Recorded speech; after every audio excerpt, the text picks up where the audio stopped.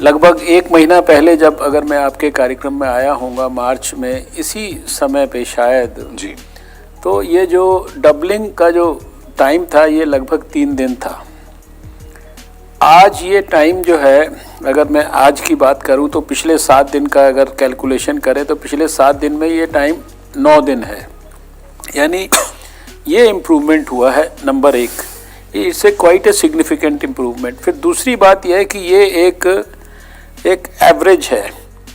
देश में 19-20 स्टेट्स, ये आंकड़ा थोड़ा बहुत रोज़ बदलता रहता है इसलिए एक जनरल आपसे बात कर रहे हैं, वो स्टेट्स हैं जो इस नेशनल एवरेज से जिनका डबलिंग रेट जो है दिन बहुत ज़्यादा है, बहुत बेटर है। इसलिए कुल मिलाकर जो एक आकलन का तरीका होता है, साइंटिफिक तरीका होता है कि बीमारी को कंट्रोल करने की दिशा में हम बढ़ रहे हैं, बीमारी आउट ऑफ कंट्रोल जा रही है, are we moving in the right direction, या जो हम इंटरवेंशंस कर रहे हैं उन इंटरवेंशंस का जो प्रभाव दिखना चाहिए क्या वो हमको मिल रहा है या नहीं मिल रहा है। तो मुझे लगता है कि ये आंकड़ा, और इसी तरह से बाकी देश के अंदर जो अधिकांश स्टेट्स हैं जो नेशनल एवरेज से बेटर परफॉर्म कर रहे हैं, सिग्निफिकेंटली बेटर परफॉर्म कर रहे हैं, तो ये कुल मिला के हमको एक तसल्ली देता है, संतोष देता है। आप ये नंबर्स पे मत जाइए, नंबर्स तो देखिए आखिर 20,000 हो गए तो अभी दुनिया के अंदर तो नंबर्स लाखों में चल रहा है। अभी कल ही मैं आज आंकड़ा देख रहा था, कल ही यूरोपियन रीजन के अंदर शायद 30 और 40,000 के बीच में कल में केसेस हुए। तो मेन चीज़ यह है कि हमें अभी देश में हमारी तकलीफ कहाँ पर है, बीमारी कहाँ है, हमारा दुश्मन कहाँ पर है, किस मात्रा में बैठा हुआ है, कहाँ कहाँ छुपा हुआ है, ये सारी चीज़ों की मोटी जानकारी हमारे देश को है। और हमें कहाँ अटैक करना है, उस दुश्मन के लिए क्या हमारी रणनीति है, ये हमको सबको पता है। एक तरफ हमारा केंद्र सरकार का जो हमारा NCDC है, national centre for disease control, जो सारे देश की सर्वेलेंस को मॉनिटर करता है, वहाँ पे हमारी रैपिड रिस्पांस टीम्स हैं जो मेडिकल कॉलेजेस की सहायता से, फिर हमारे स्टेट के लोग हैं। इस बीच में हमने WHO के भी जो है 1,500 से ज़्यादा लोगों को जो है, जो फील्ड में मॉनिटर्स थे, सर्वेलेंस में काम में लगे थे, दूसरी बीमारियों के सर्वेलेंस में लगे थे, उनको भी हमने फोकस्ड वे में इस पे लगा दिया है। इसलिए ये नंबर्स को देखकर देश के लोगों को पैनिक नहीं होना चाहिए। देश के लोगों के लिए एक ही मेरा कहना है कि जो सरकार उनसे हाथ जोड़कर निवेदन कर रही है उसको गहराई और गंभीरता से पालन करिए, हल्के में मत लीजिए, ना सोशल डिस्टेंसिंग को हल्के में लीजिए, ना हैंड हाइजीन को हल्के में लीजिए, ना जो आपको रेस्पिरेटरी हाइजीन की बात की जाती है उसको हल्के में लीजिए। और ये सारी बातें अगर आप ठीक से ध्यान देंगे, लॉकडाउन अगर है तो वो केवल लॉकडाउन कहने के लिए नहीं है, लॉकडाउन आपके पालन करने के लिए, आपकी स्वास्थ्य की रक्षा के लिए, यही तो बातें हैं। हर बार मैं प्रोग्राम में आके यही कहता हूँ कि आपको अपने आप को बचाने के लिए किसी रॉकेट साइंस का प्रयोग नहीं करना, आपको बचाना है, ये बातों का ध्यान कर लीजिए, आप खुद भी बचे रहेंगे, आपके परिवार के लोग भी बचे रहेंगे। अभी कॉन्वालेसेंट प्लाज्मा को देने की बात चल रही है, दुनिया में कई जगह पे ये बात आई कि जो लोग इस बीमारी से ठीक हुए तो उनके शरीर में अच्छी खासी एंटीबॉडीज बनी होंगी। ठीक होने के बाद अगर उनको हम प्रेरित करें काउंसलिंग करके कि वो अपना ब्लड जो है डोनेट करें और उसमें से प्लाज्मा अलग करके ऐसे मरीजों को दिया जाए जो कोविड से प्रभावित हैं, गंभीर हैं, ऑक्सीजन पर हैं या मान लीजिए वेंटिलेटर पर हैं, तो उनको देने पर ऐसा भी कई जगह देखा गया कि उन मरीजों को लाभ हुआ, कोई वेंटिलेटर पे थे। तो अब फिर हमने ये चीज़, भले ही दुनिया में बहुत मरीजों पे ट्रायल नहीं हुआ, लेकिन क्योंकि इसका लाभ की खबरें भी आई तो ICMR ने, जो ड्रग कंट्रोलर ऑफ इंडिया है, उसने उसके लिए प्रोटोकॉल्स बना दिए, प्रोटोकॉल्स कर लिख दिया कि इस तरीके से आप ये प्रोसीजर अपना के अगर किसी ज़रूरतमंद को आपको कन्वालेसेंट प्लाज्मा देना है तो ये ट्रायल के रूप में आप इस तरीके से ये ह्यूमन ट्रायल कर सकते हैं। तो अब इसका कोई एकदम 100% इसका लाभ होगा ये तो एस्टैब्लिश नहीं हुआ, लेकिन कोई दुनिया में चीज आई है जिसका लाभ हो सकता है, ऐसे रिपोर्ट्स आने शुरू हुए। जैसे दवाई के बारे में भी आपने देखा कि भाई हाइड्रोक्सी क्लोरोक्विन और एजिथ्रोमाइसिन का कॉम्बिनेशन, इसकी बात हुई, जब एस्टैब्लिश हो गया तो अब उसको प्रोटेक्शन के रूप में भी दे रहे हैं हेल्थ केयर वर्कर को बचाने के लिए। तो यही चीज एंटीबॉडी टेस्ट के बारे में है कि भाई इट्स एन इवॉल्विंग थिंग। अभी इसीलिए आईसीएमआर ने जब एक स्टेट से ऐसा रिपोर्ट मिला कि भाई हमें इसमें इतनी सफलता मिल रही है, तो उसको हम लोग तो ऑब्जेक्टिवली इवेल्युएट कर रहे हैं। हम किसी चीज को ना तो रबिश कर रहे हैं, हम ये नहीं कह रहे कि आप गलत बोल रहे हैं, लेकिन अगर उसमें डिफरेंसेस हैं तो हर एक चीज को इवेल्युएट करने का साइंटिफिक तरीका है। वैज्ञानिक लोग उसको इवेल्युएट करेंगे। अगर मान लीजिए किट में कोई खराबी है जो चाइना से आई है, तो फिर चाइना के लोगों के साथ उसको विषय को परस्यू किया जाएगा। या अभी ये भी देखने की बात होगी कि ये इवॉल्विंग चीज है, तो क्या वास्तव में ऐसी बिल्कुल हाई क्वालिटी किट अभी दुनिया बनाने में सफल हुआ भी है कि नहीं, जहां की 100% हमको सफलता मिल सके। ये आप जानते हैं कि ये एक नया वायरस है जी। 3-3.5 महीने पहले इसके बारे में दुनिया को पहली बार सूचित किया गया, 7 जनवरी को। अब इसके संदर्भ में जो भी कहीं पर भी कोई डेवलपमेंट हो रही है और उस डेवलपमेंट में से किसी भी प्रकार से कुछ भी ट्रीटमेंट की, डायग्नोसिस की मोडालिटी में एडिशन होता जा रहा है, तो हर एक देश ये कोशिश करता है कि जो कुछ भी बेस्ट पॉसिबल उपलब्ध हो रहा है दुनिया में, या जिस पे रिसर्च भी चल रही है या उसकी रिसर्च में डेवलपमेंट के फेज में भी है, तो मैं उसका मैक्सिमम लाभ अपने देश के लोगों को दूं जी। ये बीमारी का इन्फेक्शन होते होते देशों में जैसे ये जानकारी आई कि भाई इसके खिलाफ भी अच्छी खासी एंटीबॉडीज मान लीजिए डेवलप हो रही हैं, और उन एंटीबॉडीज को डिटेक्ट करके, जैसे अभी डॉक्टर साहब ने कहा कि भाई आप सीधे सीधे पॉजिटिव नहीं कम से कम डिटेक्ट कर सकते, लेकिन आपको पता लगता है कि ये पर्टिकुलर पॉपुलेशन है, ये इन्फेक्टेड हो सकती है, और इन्फेक्शन होने के कारण उसको एक समय के बाद 7 दिन में, 10 दिन में, 14 दिन में या एंटीबॉडीज डेवलप हुई जी। तो ये एंटीबॉडी टेस्ट जो है ये भी दुनिया के अंदर इसी प्रकार से धीरे धीरे जैसे ही ये चीज़ डेवलप हुई, तो बहुत सारे देशों ने इसको रिसर्च के रूप में इसकी किट्स वगैरह बनानी शुरू कर दी, और उन किट्स का इस्तेमाल जो है जगह जगह होने लगा। अब हम भी जो है अपने दुनिया से किसी से पीछे नहीं रह सकते जी। अगर कोई चीज़ का लाभ किसी देश के लोगों को मिल रहा है तो हमें भी प्रयास करना है, उसी दिशा में हम लोगों ने भी प्रयास किया है। अब ये जो इसके साथ जो टेस्टिंग का विषय है, इसमें अलग अलग जगह पे अलग अलग प्रकार के रिजल्ट्स पाए गए हैं। जैसे अभी आईसीएमआर ने यहाँ दिल्ली में किया, तो शायद मैंने जहाँ तक मुझे जानकारी है 70% तक उनको उसमें रिजल्ट मिला। किसी एक जगह पे स्टेट के वहाँ के एक्सपर्ट्स ने कहा हमें 5% रिजल्ट मिला। दुनिया के अंदर किसी देश ने जो है कहा कि हमें 30% रिजल्ट मिल रहा है, और अभी जैसे WHO है वो अभी इसके बारे में कोई सीधे सीधे कोई कमेंट नहीं कर रहा है जी, क्योंकि ये एक प्रकार से इवॉल्विंग सिनेरियो है। आज भी अगर देखिए तबलीगी वाला इंसिडेंट हुआ दिल्ली में, इतने सारे जो है लोग सारे देश में चले गए, लेकिन सर्वेलेंस सिस्टम, कॉन्टैक्ट ट्रेसिंग, ये सारी चीज़ें इतनी पावरफुल हैं देश में कि सभी स्टेट्स ने सब जगह पे मिलके सारे लोगों को खोज निकाला और उनको क्वारंटाइन कर दिया। तो उसके कारण नुकसान बहुत हुआ, लेकिन कम से कम उसको नुकसान को काबू में लाने के लिए हमारे सर्वेलेंस सिस्टम ने, हमारे डॉक्टर्स ने, हमारे सर्वेलेंस ऑफिसर्स ने, सबने सहयोग किया। बाकी तो हर चीज़ को फर्दर इम्प्रूव करते रहना चाहिए। हर एक एक्सपर्ट, आज उसी के बदौलत हम हिम्मत से टीबी को 2025 तक एलिमिनेट करने की बात करते हैं। दुनिया कह रही है हम 2030 तक करेंगे, हमारे प्रधानमंत्री जी ने कहा नहीं भारत 2025 तक करेगा, और हम हेल्थ डिपार्टमेंट के यानी कॉन्फिडेंस से कह सकते हैं कि हमारे भारत में योग्यता है, इसकी क्षमता है। अभी पिछले कुछ समय तक हम 13 लाख हमारे यहाँ केसेस होते थे जो हम पकड़ नहीं पाते थे। 2 साल के अंदर हम लोगों ने उसमें से उस संख्या को 13 लाख की जगह 3 लाख कर दिया है। It is all because of this robust integrated disease surveillance system and our grass root workers, ASHA worker, 10 lakh हमारे देश में आशा वर्कर्स हैं। वो हमारी इतनी बड़ी, जिसे कहते हैं कि सैनिक हैं, वो हमारी जो है सही मायने में से जो फुट सोल्जर्स होते हैं ना, तो हमारे पास, भारत के पास असाधारण योग्यता है, प्रतिभा है। उसी के आधार पर हमने तो देखिए आज क्या 70 के दशक में स्मॉल पॉक्स को दुनिया में हमने भारत के अंदर इरेडिकेट किया ना। स्मॉल पॉक्स इतने बड़े देश में ये बीमारी को इरेडिकेट करना कोई छोटी बात नहीं है। बहुत दुर्भाग्यपूर्ण भी है, कष्टदायक भी है, और अभी तक इस तरह के करीब 15 से 20 के बीच में केसेस छोटे बड़े टाइप के सारे देश में हुए हैं। पहली बात तो ये कि ये कोई एकदम जनरल बात नहीं है कि कोई सारे देश में अभी भी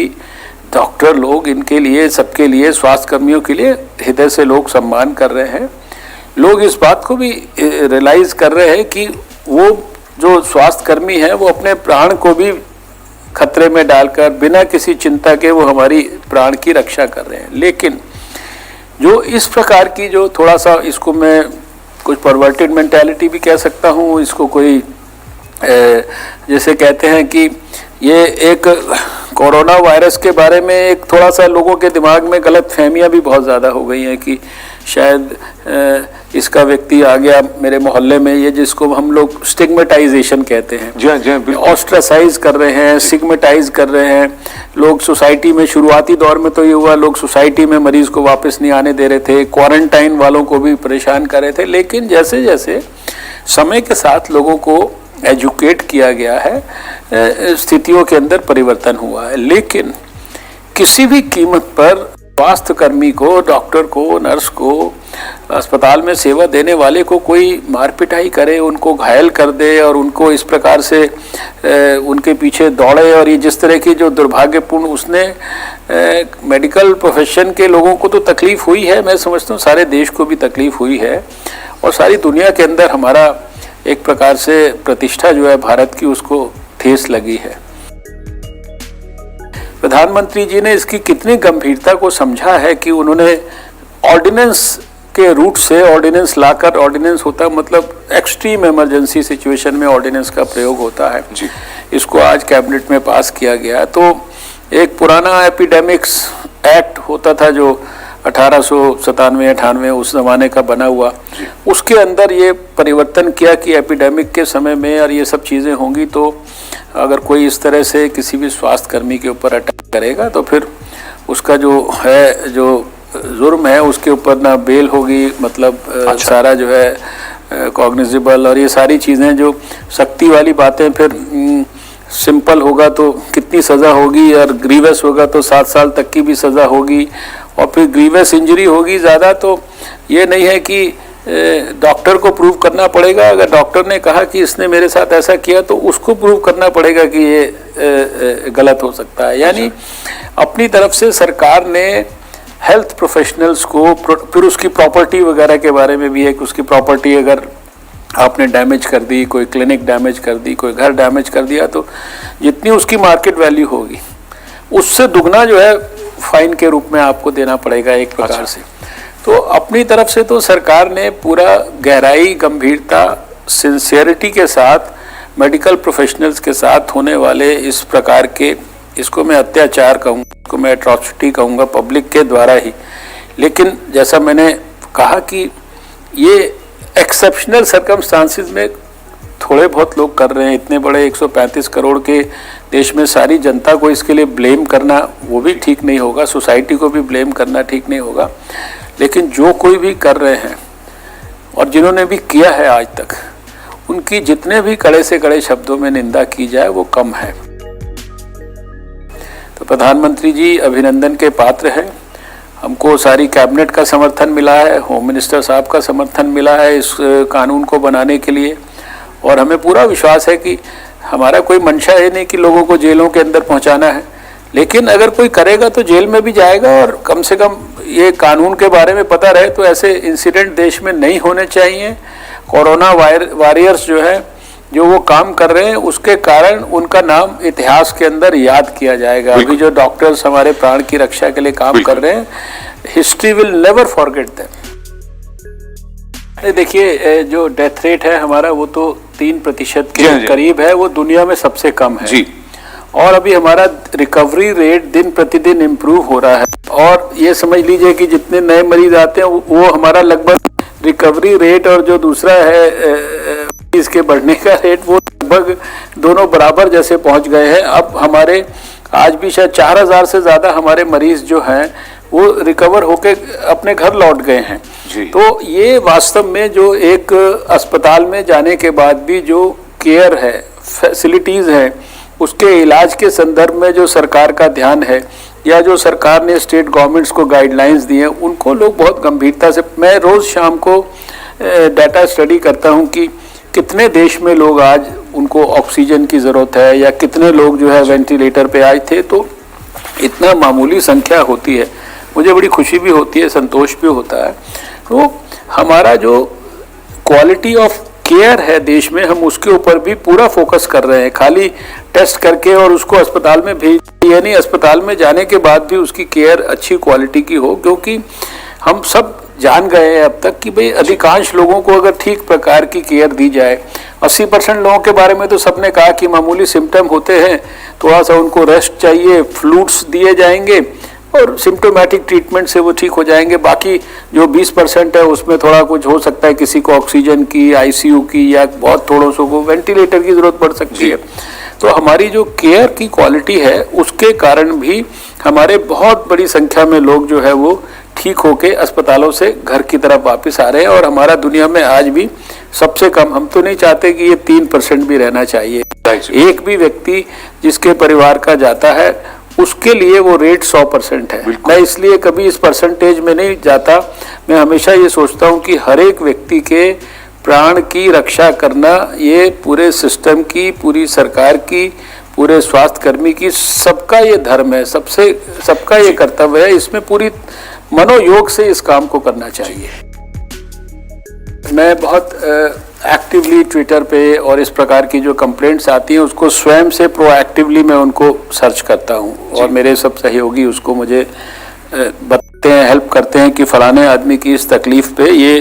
किसी ने ये लिखा है, तो हम उस पर एक तो प्रोएक्टिवली एक्ट करते हैं, किससे बात करना है। जैसे अभी अरुण सिंघल जी ने कहा, भाई हम लोगों ने लोकनायक अस्पताल के मेडिकल सुपरिटेंडेंट से बात किया, वहाँ पे तुरंत जो है जांच कराई और तुरंत उसकी रेमेडी की। तो एक तो काम हम ये करते हैं। अभी पिछले समय में हमें ऐसी बहुत शिकायतें मिली कि भाई अस्पताल के अंदर जो है जो दूसरे मरीज जाते थे जी, कोई किडनी